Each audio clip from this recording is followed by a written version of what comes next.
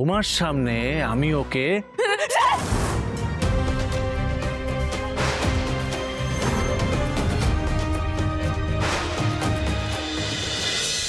শেষ করে দেবো আপনাকে, শেষ করে দেবো।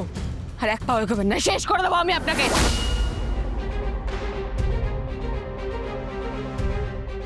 সেই একই নাটক। আপনিও কবে থেকে সেই একই জিনিস করে চলেছেন, সেই জন্য আমিও তাই করছি।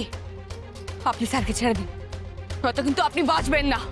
শোনো অপর্ণা, আমি এবার না সব কিছু অন্যভাবে করেছি।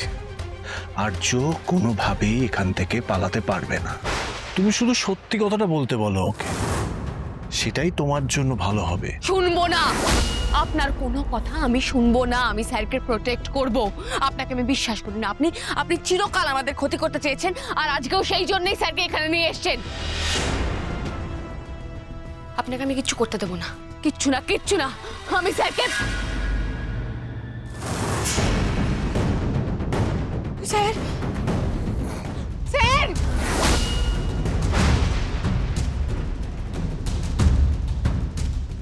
স্যার স্যার আমি তো বারবার বলছি আমি তোমাদেরকে মারতে চাই না, বাঁচিয়ে রাখতে চাই, কিন্তু তোমরা তো বুঝতেই পারছো না সেটা। হ্যাঁ, বারবার ছেলে মানুষই করছো।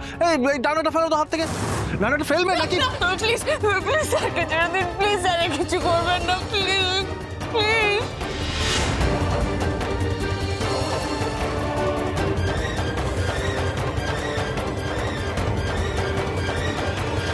তুমি দেখতে পেলে তো, তোমার আর কিছু করার নেই। এখন শুধুমাত্র আর্যর জ্ঞান ফেরার অপেক্ষা আর সত্যিটা জানার অপেক্ষায়। ও যদি ভালোই ভালোই সবটা বলে ফেলে তাহলে খুব ভালো, না হলে তোমার সামনে আমি ওকে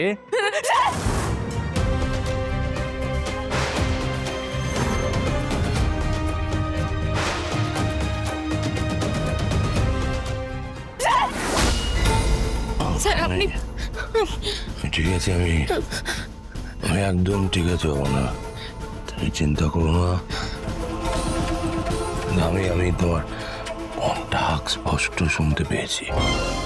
তোমার এই ডাক আমাকে মৃত্যু মুখ থেকে বাঁচিয়ে নিয়ে এসছে। ঠিক আছে, তোমার ডাক। আপনি এইসব কথা একদম বলবেন না স্যার।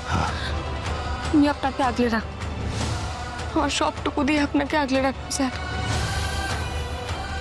এসো এসো।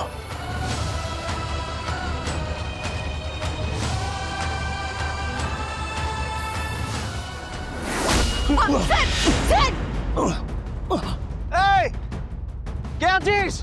এদিকে আয়।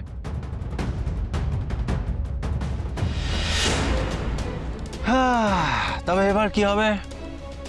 এবার তো দুজনেই মরবে, কেউ বাঁচাতে পারবে, কেউ বাঁচাতে পারবে না। এই বেঁধে ফেল তোদের, বেঁধে ফেল। এবার হবে আসল মজা।